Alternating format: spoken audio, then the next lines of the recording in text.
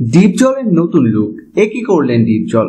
জনপ্রিয় অভিনেতা মনোয়ার হোসেন দীপজল খল চরিত্রের পাশাপাশি ছবির প্রধান নায়ক চরিত্রে অভিনয় করেও দর্শকদের কাছে বেশ ভালো প্রশংসিত হয়েছেন তিনি।